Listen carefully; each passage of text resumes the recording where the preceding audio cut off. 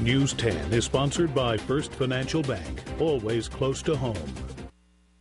It's time for In the Paint, the best high school hoop show in the Wabash Valley, sponsored by McDonald's, Pepsi, and Terre Haute Savings Bank. Now your hosts, Rick Sendler and Ross Rawling. Good evening and welcome to a special Tuesday in the Paint. You excited? I'm pumped about it. Tuesday night high school hoops, why not? We're bringing it all out. We're having a special show tonight because the Indiana High School girls basketball tournament tipped off. Well, that's right, Rick. We've got action all of the sectionals tonight. Mooresville, North Vermilion, Clay City, went down to Vincennes, Lincoln, and Bar Reeve. It was all a blast. It was a good time tonight. We'll start at the Mooresville section where two of the favorites in the sectional drew each other tonight as Terre Haute South faced the host Lady Pioneers. These two teams met during the regular season. It was a good ball game. Mooresville won by 3. South Tasia Brewer with a nice backdoor cut. Haley Seibert finds her for the 2. This game was won midway through the first quarter. Mooresville would go on a 9-0 run. Jama Sharp, the steal and hoop. The Lady Pioneers up 10. Second quarter, Kayla Enna, the dime to Dallas Butts, who kisses 2 off the glass for the Lady Braves. South trailed by 9. Later in the quarter, nice move by South big man Hannah Lee.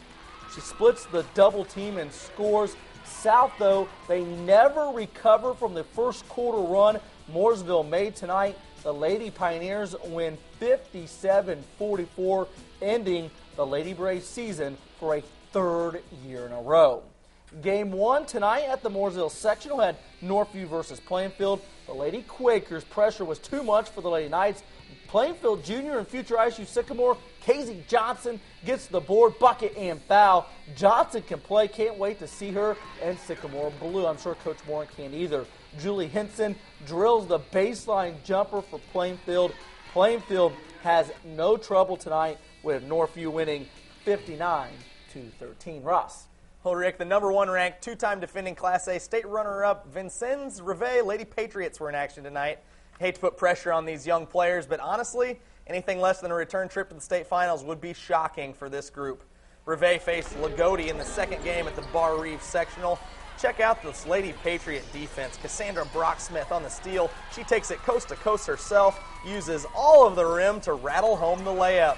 Then some nice interior passing by the Lions. It's Taylor Walker to Gabrielle Ritchie for the score. But the Lady Patriots pass it, as you know, as well as anyone. Look at this. Sarah Reed to Emily Montgomery. Mallory Niehaus on a pretty cut. All Reveille Lady Patriots. They cruise through the first round, 66-29 over Lagodi. Also in action at Bar Reeve was the 7th-ranked home team. The Lady Vikings face Shoals. Third quarter, it's Corey Cummings dialing a long distance with the 3-ball. That led to a Shoals timeout.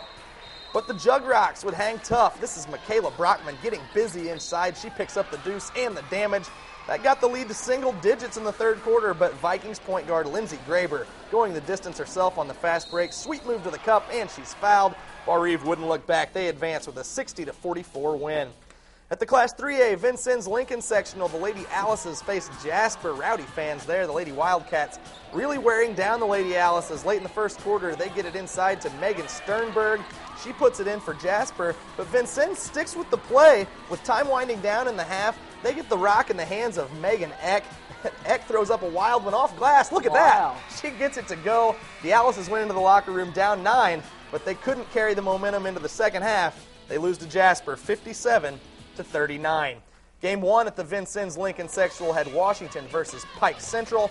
First quarter, Claire Hatton steps into the 3-ball. She knocks it down for the Hatchets. Then the Hatchets really patient on the offensive end. They move it down to the corner. It's freshman Allie Huntsinger.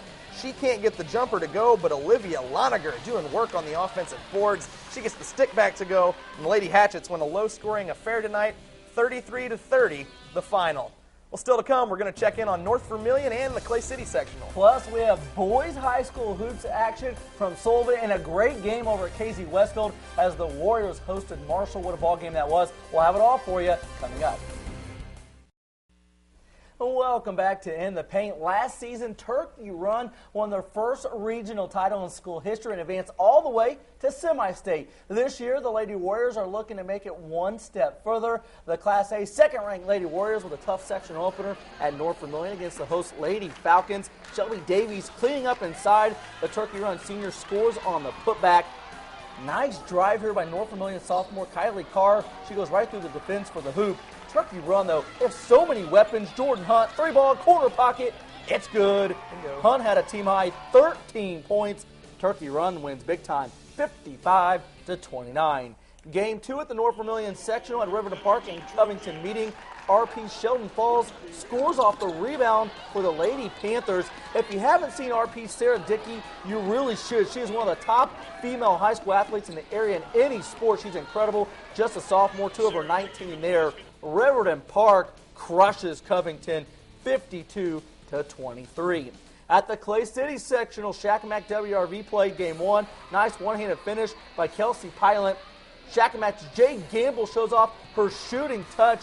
Gamble splashes home the 3. Shakamak advances on to the sectional semifinal thanks to a 39-30 win over WRV. Game 2 at Clay City saw North Central against Eminence. The Lady T-Birds Chelsea Rimmel with the awkward-looking shot, but Ross, does it matter? Not if it goes in the hole, Rick. Exactly, as long as it goes in. Eminence, though, was too tough tonight for North Central. The Lady Eels knock off the Lady T-Birds. Eminence, a 12-point winner, 53-41 over North Central. Other sectional scores tonight.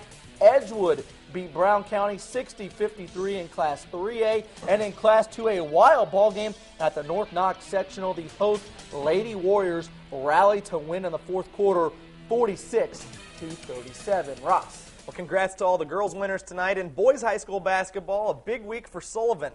They have 2 WIC games this week. They win them both. They're the conference champs for the second year in a row. Tonight, the Golden Arrows hosted Owen Valley. Here's point guard David Bedwell leading the break. Sick no-look dime to Caleb Pirtle, and he gets the lay-in to go. More Sullivan. Rhett Smith draws the double and has a great find to Mason Gregory. He'll cash in on that look from the big fella with 3 of his own. The Jansen Heights still playing for Owen Valley. He gets in the paint, gets the floater on the rim, and it falls home. Not enough, though, for the Patriots tonight. Sullivan rolls over Owen Valley 75-27. Over in Illinois, the Marshall boys were looking to knock off KZ Westfield for the 10th consecutive time. Hoops fans want to see a special player. This freshman, Brandon Wolf, is a dandy. He gets the 3 to go. Marshall has a pretty good guard, though, themselves. Logan Kennedy answers with a long 2-pointer of his own. The bizarre play of the night, KZ fans counting down the clock early. Ethan Blankenship steals it, thinks the half's ending, launches the half-court shot. Zach Murphy steals the rebound, puts it in before the actual buzzer. Wow. It took overtime, Rick. The Warriors finally beat Marshall, 68-66 the final. Congrats to the Warriors. College hoops tonight, IU and Purdue. Boilers looking for their 4th straight win over IU. First half, Purdue's Etwan Moore. Are you kidding me? The ball bounces 3 times on the rim and falls. Second half, IU still in the game. Will Sheehy rocking the rim. Sheehy had a career-high 14 points. IU down 8. Just over 5 to go. The story of this game, though, IU had no answer for this guy, Etwan Moore. The guy is tough. Scores 2 of his game-high 25 points. Purdue pulls away late to win by double digits, 67-53 over IU. The Boilers knock off the Hoosiers for a 4th straight time. Now, we do have other college hoops to talk about today. We talked about this at 6 o'clock. You were at the ISU practice today. Big news with the Sycamores. Jake Kelly has mono, out indefinitely right now. You talked to Coach Lansing. I know he's really just upset for Kelly right now. Well, Jake, the senior guard, he's a Terre Haute kid. He's grown up here, and he's been so tough. Had so many injury problems, injury woes. He had the foot problem earlier this year. And Coach and I talked about he was just getting back into the swing of things, really looking comfortable in the offense, able to put up more time, more minutes for Coach. He was pretty much getting back to his old self, and now comes diagnosed with mono. We don't know when he's going to be back. Yeah. That can be tricky. Yes. So hopefully he does get to come back. I mean, like we said, he's a senior. Gets to finish out his final year here. ISU could definitely use him, especially as the Moval tournament comes around. No doubt. Comes around. I tell you what, to Jake Kelly, the kid has been through so much. I give him credit, though. He keeps coming back, never hangs his head, just a class act, because he's been through so much. And he's a talented kid, you Yes. know what, and he's going to have a future after ISU in basketball. There's no doubt about it. There's no doubt about that. Congratulations to all the girls winners tonight as they continue on through the tournament. Don't forget, Friday night, we'll have another Girls in the Paint for you. That does it for this Tuesday night in the Paint. Hope everybody has a good evening. This has been the Wabash.